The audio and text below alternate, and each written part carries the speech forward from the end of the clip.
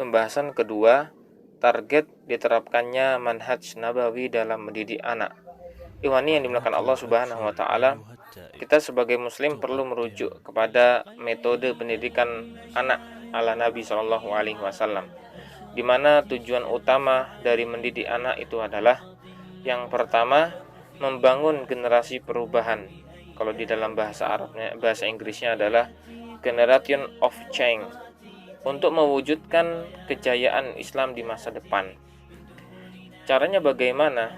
Yaitu dengan membangun pondasi yang kuat dalam berakidah, dalam ibadah, akhlak, ruh, emosi, kejiwaan, akal, ilmu, fisik, kesehatan, sosial kemasyarakatan, dan meluruskan orientasi seksual pada diri anak. Maksudnya agar tidak terjadi penyimpangan seksual dalam berbagai bentuknya. Yang kedua, mengembangkan kekuatan teori dan praktik terkait kesungguhan untuk menuju kejayaan Islam, yang dengan menggali berbagai potensi dan bakat, lalu mengembangkannya, setelah itu mengajarkan ilmu yang cocok dengannya, terutama ilmu-ilmu syar'i dan ilmu lain sesuai dengan kecenderungan masing-masing, yang dirasa kelak akan berguna untuk bisa meraih sebuah kejayaan Islam. Yang ketiga adalah membangun generasi perubahan yang kuat untuk membangkitkan umat dalam rangka bersungguh-sungguh untuk meraih kejayaan Islam. Setiap aspek di dalam sistem pendidikan ini tegak di atas ajaran-ajaran, pemahaman-pemahaman, prinsip-prinsip, dan tujuan-tujuan Islam. Itulah yang membedakan sistem pendidikan Islam dengan seluruh sistem pendidikan lain, yaitu dari sisi sumber acuannya, target-target yang hendak dicapai, dan sebagian dasar-dasar dan prinsip-prinsipnya, institusi-institusinya, metode dan karakteristiknya. Sistem pendidikan Islam itu dimulai dengan tarbiyah Rasulullah SAW terhadap para sahabatnya yang mulia, mempersiapkan mereka, mengasuh dan menjaga perkembangan mereka.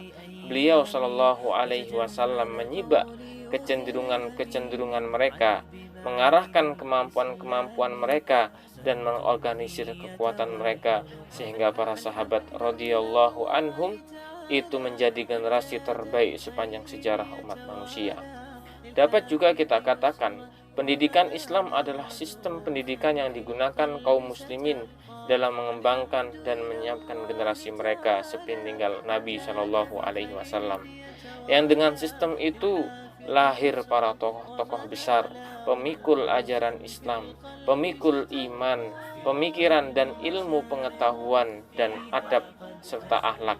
Mereka menjadi para pemimpin dunia dan umat terbaik yang pernah dikenal oleh umat manusia. Kita benar-benar membutuhkan metode pendidikan anak ala Nabi Shallallahu Alaihi Wasallam, karena metode tersebut merupakan metode pendidikan paling maju tanpa diperselisihkan lagi, sebab cakupannya lengkap sekaligus realistis. Di sisi lain, sejalan dengan prinsip-prinsip nilai, keyakinan, dan psikologi. Kita benar-benar butuh kepada pendidikan anak secara islami, karena masa anak-anak adalah fase utama pertumbuhan jiwa manusia. Dia ibarat batu pertama sebelum membentuk kepribadian anak. Jika masa itu dibentuk dengan cara yang baik dan benar, akan lahir sosok berkepribadian unggul. Saudaraku yang dirahmati oleh Allah Subhanahu wa taala, kita berusaha untuk bagaimana anak-anak kita, termasuk kita juga, untuk bagaimana melazimi sunnah-sunnah baginda Nabi Shallallahu Alaihi Wasallam. Termasuk dalam hal ini adalah sebuah pendidikan bagaimana kita memahami sunnah-sunnah baginda Nabi Shallallahu Alaihi Wasallam dan kita mentaatinya. Salah satu sunnah Nabi Shallallahu Alaihi Wasallam yang luar biasa ternyata, yang disabdakan oleh beliau, "Idza ataita madja'aka fatawadda'a wudu'aka lis-shalah, summa taji' ala sikkikal aiman." Hadis riwayat Bukhari dan Muslim. Di hadis yang ini Rasulullah Shallallahu Alaihi Wasallam menjelaskan bahwa ketika kita ingin berbaring di tempat tidur kita, sebelum kita berbaring, maka kita disunahkan untuk berwudu sebagaimana wudunya kita untuk menunaikan sholat. Setelah itu maka kita berbaring, dan berbaringnya kita menghadap ke kanan, dan ini termasuk sunnah. Saudaraku diinginkan Allah Subhanahu wa taala, ketika puluhan tahun yang Rasulullah SAW telah berikan sunnah ini, dan setelah itu kita melihat bahwa banyak penelitian yang sudah menjelaskan tentang bagaimana manfaat dari segi kesehatan tubuh kita ketika kita menjalani sunnah-sunnah baginda Nabi Shallallahu Alaihi Wasallam.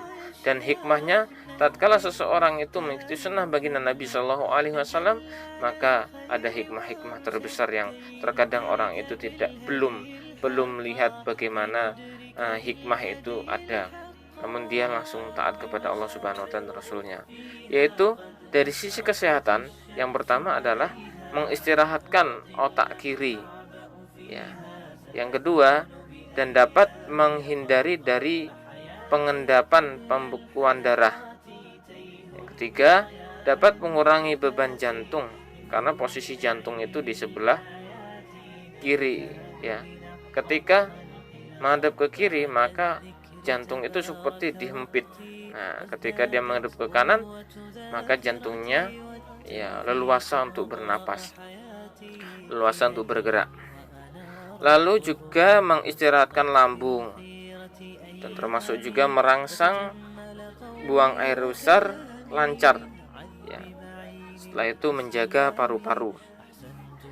Nah, saudara kan Allah Subhanahu wa taala, di sisi lain Rasulullah SAW tidak memperbolehkan umatnya untuk tidur tengkurap, sebagaimana Rasulullah SAW telah sabdakan bahwa apa yang telah beliau sabdakan itu, ya, tidur tengkurap itu termasuk dari seperti berbaringnya penduduk neraka. Jadi tidur tengkurap itu seperti berbaringnya penghuni neraka, penduduk neraka. Hadis Aukamukola atau hadis Ibnu Majah. Saudara kami menunjukkan Allah Subhanahu wa taala, yang sedikit ini mudah-mudahan bermanfaat. Barakallahu fiikum. Wassalamualaikum warahmatullahi wabarakatuh.